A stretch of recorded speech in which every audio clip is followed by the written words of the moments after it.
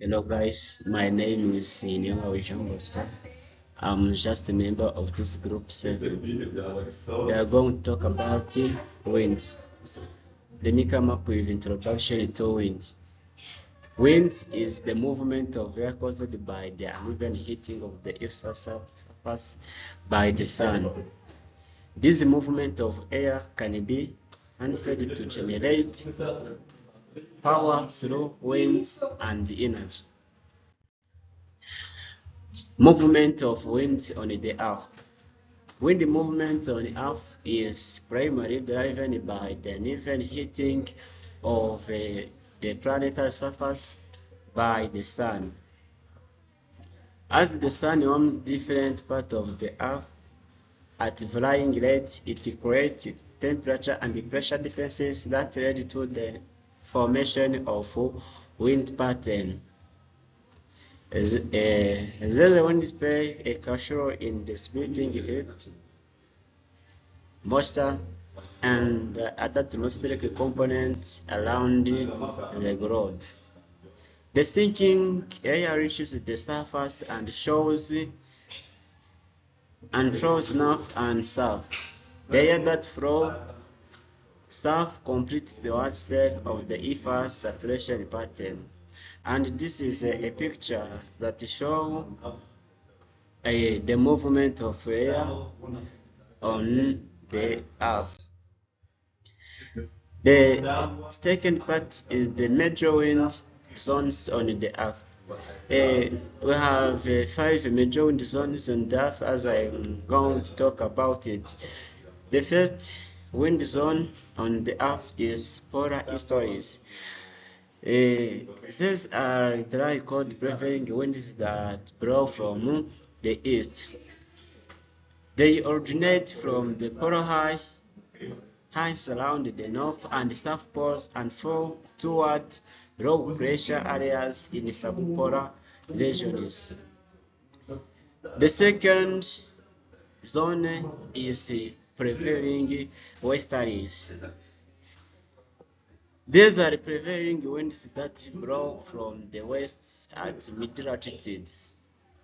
They are influenced by polar easterlies winds from the high pressure coast latitude. The third point is trade winds. Trade winds are powerful prevailing winds that blow from the east across tropical regions. The fourth wind zone on the earth is the host altitude. These host altitudes are a narrow zone of warm, dry climate located between the westerlies and trade winds around 32-35 degrees north and south of the equator. 5 zone is jet stream. The jet stream is a fast-moving, powerful wind that forms at the boundary between polar easterlies and prevailing westerlies. It moves from west to east in a swirling pattern high up in the atmosphere, influencing weather system globally. The next slide indicates the types of wind. The types of wind have seen primary wind or planetary wind. Primary winds are prevailing winds that blow constantly throughout the year in a specific direction. They include trade winds, westerlies, and easterlies.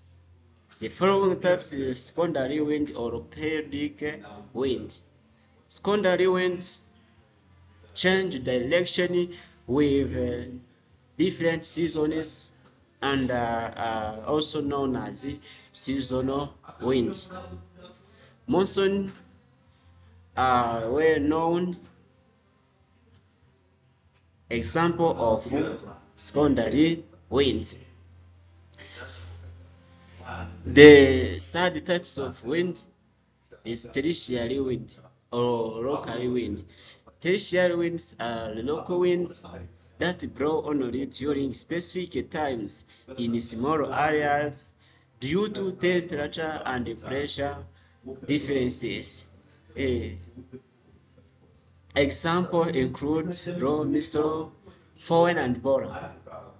Yo, as I have been saying that tertiary wind it depends on the variation of temperature and pressure. This is a picture that shows what types of wind as indicated on this picture. Thank you. This is the end of my presentation. Let me allow and the colleague to continue. Good morning once again. I'm here as the second member of Group 7. I'm going to continue on causes of wind. As you know, causes of wind, everything has its causes. Causes of wind may start on seasons. Season, the tilt of the Earth axis of rotation causes season, which leads to an uniform heating of the northern versus the southern hemisphere.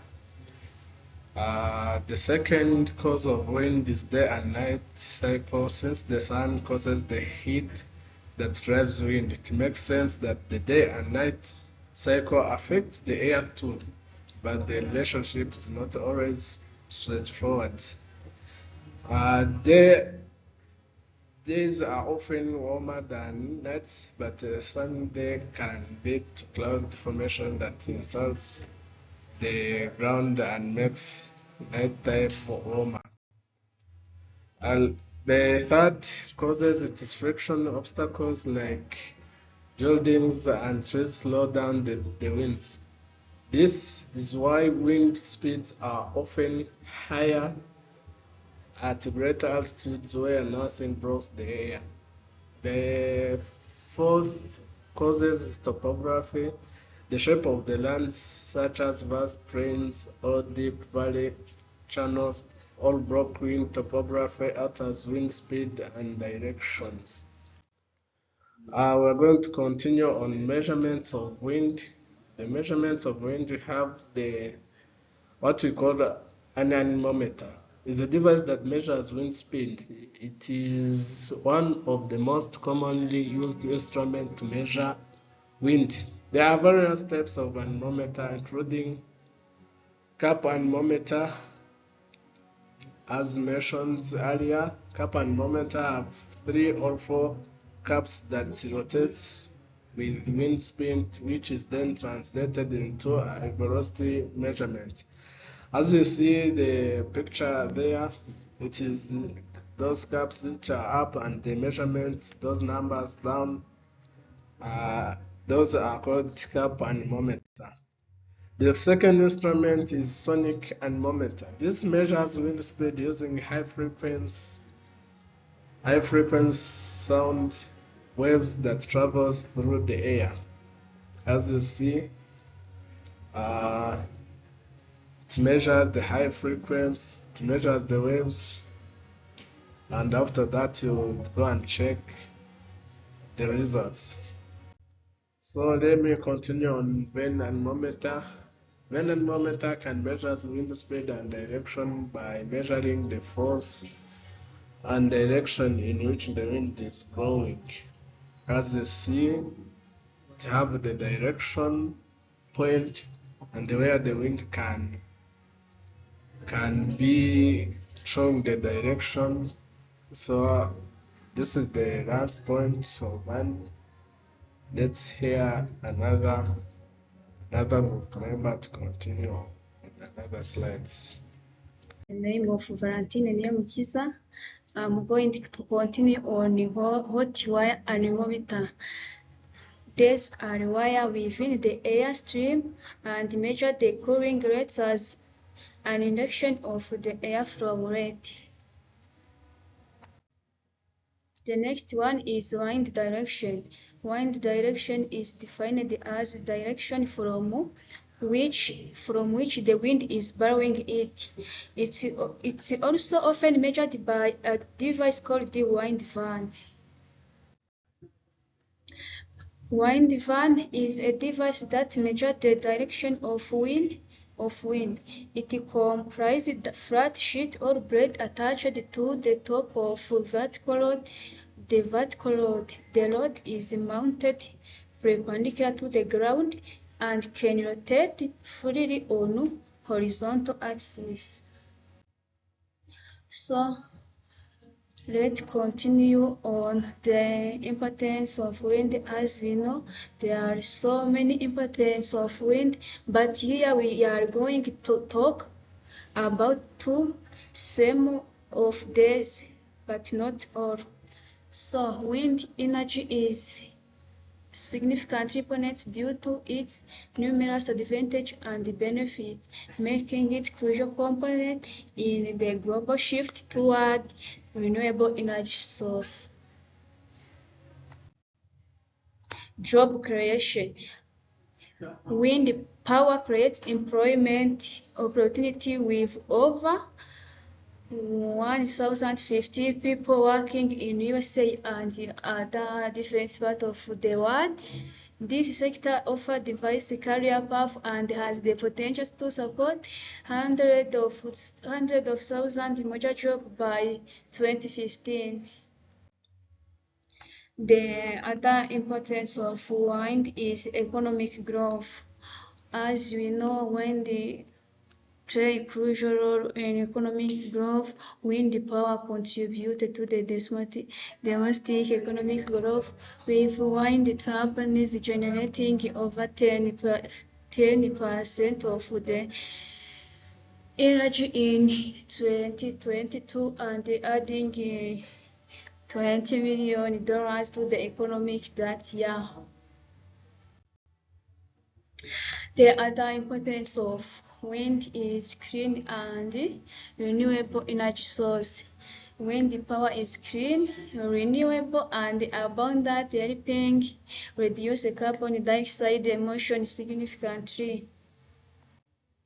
The next one is community benefits. Here the wind project provide tax revenue and land leisure payment to local communities, supporting schools, reducing tax burdens, and funding infrastructure projects. Other one is cost effectively. Land-based wind energy is one of the most cost effective energy source available today. Hello everyone, my name is Ashimwe Rukundo Emi. I'm going to continue with the effect of wind. Wind as a powerful natural force has a various effect on the environment and the landscape. Some of the significant effects of wind include erosion and transportation. Wind can act as an erosion and transportation agent, especially in desert where vegetation is scarce. It can transport fine-grained sediment such as sand, silt, clay over long distance. Dust storms. Depending on wind speed and availability of fine-grained material, dust storms can occur, carrying particles high into the atmosphere and across a vast distance. As you see on this picture, there are storms, there are dust which are run by the wind, as you see. Historical events like Dust Bowl in the 1999 highlight the destructive potential of dust storms caused by wind erosion. Yeah, as you see in this picture. Deforestation and desert pavement. Deflation refers to the removal of sediment from land surface by wind, leading to the features like borrowed bowl-like depression and desert pavement surface covered with pebbles. As you see in this picture, this picture shows us what is the deflation as the removal of sediment from land surface by wind, leading to the features, and they are covered. The surface are covered with pebbles, as you see in this picture. Desert pavement formation may involve a combination of processes where wind removes fine material or moves coarser pebbles through thermal expansion. This is the end of my presentation. Here as Tishimile Felicite, I'm also the member of Group 7. I'm going to start on this topic is losses deposit. Slide and clay deposited by wind form losses deposit downwind from their sources areas. This process deposit can accumulate in hills or depressions. I think you are understanding what about hills. Depression is deep and the hills, some mountains, as you know, often cemented by karst. Fertile soils in regions like the Midwestern United States or their productivity to losses deposit. As you have seen on this, we have suspension, wind. It is the as the photos represent, we have wind, we have solicitation and creep. We have also sand dunes formation. Wind plays a crucial role in shaping sand dunes in the desert regions or erosion sand coastlines.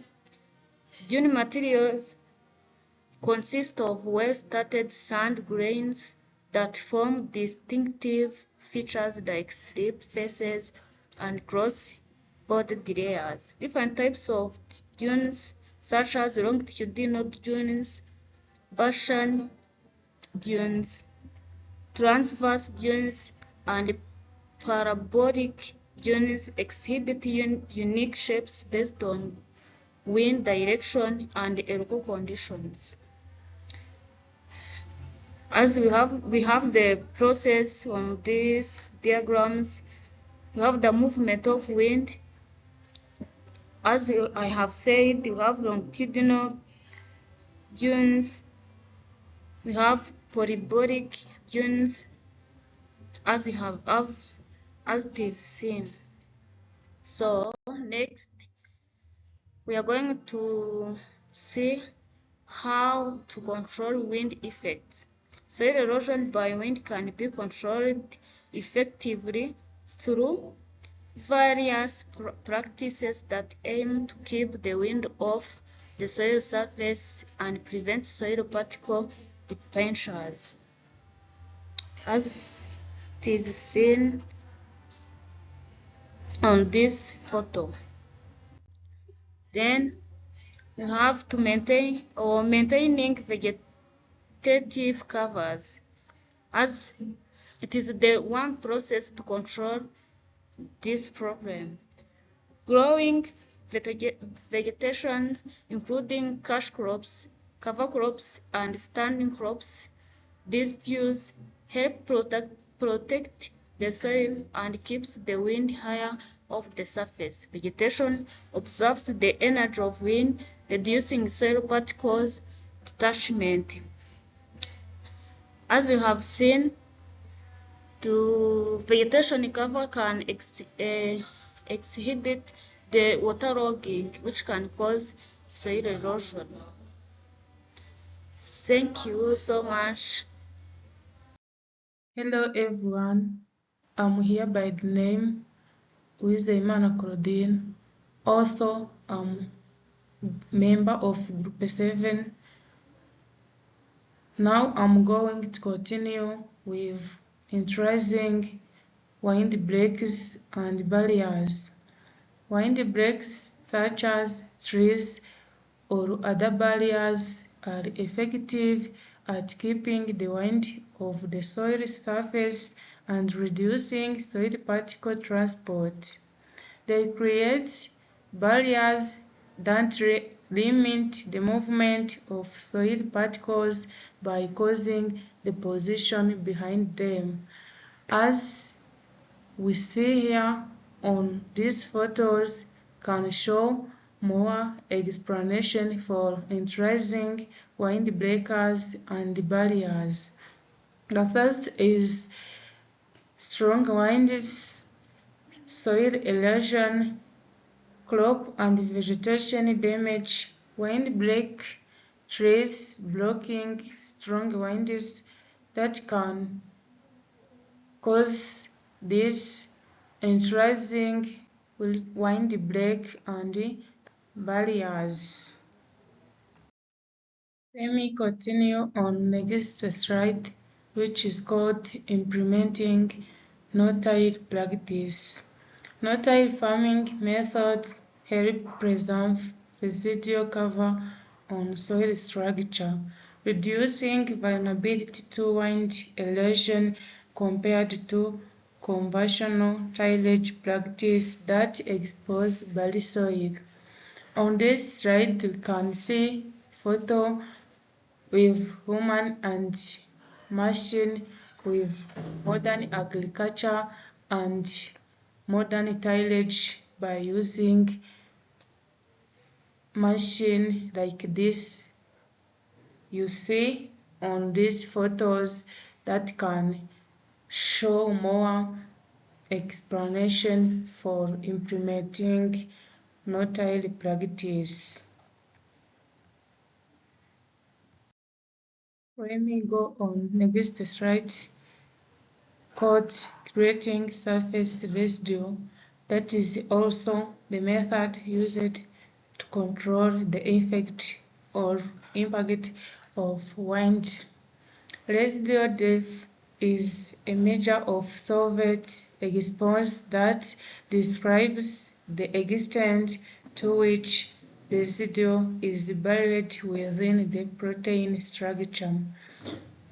As we see here on this photo, can show how to conserve and how to manage the some effect of winds. The first is conservation, the second is modernization of soil temperature, the third is high quality of organic matter and greater soil stock, then nutrient recycling and better availability and also higher microbial organisms. When we go next slide, that can show our conclusion. Wind energy will be a main contributor of implementation of the European Union objectives of renewable energy production. However, the current research and development efforts for wind energy are insufficient at all levels. To respond to the energy challenges faced by the European Union, the risk is therefore for failure in reaching of European objective for energy production from renewable resources, and therefore on reduction of carbon dioxide emissions and in implementing the European strategies for growth and jobs. As we see on above slide and mentioned, we have seen the some content with wines. The first is introduction to wines. The second is wind movement. The third is zone of wind and where wind move. The fourth is measurement of wind, as we see anemometer, which can considered by cup anemometer, van anemometer, and many more that can show the above slide. The fourth is called importance of wind, which are two parties, positive and negative. The fifth is called factors that affecting a wind or the causes of wind. What are the causes? What are the factors that can cause of wind? The last one is called how to manage the disasters, how to manage the negative impact that can caused by wind, and control them and managing them, even not eradication or reducing those disasters can caused by wind with high level and high amount of wind, like natural disasters. The more effect of wind, how can manage it, how can to control it. Both are mentioned in the above slide. My colleague can mention it. That is the end of our presentation as a group 7 with topic called winds in climatology. Thank you for your attention.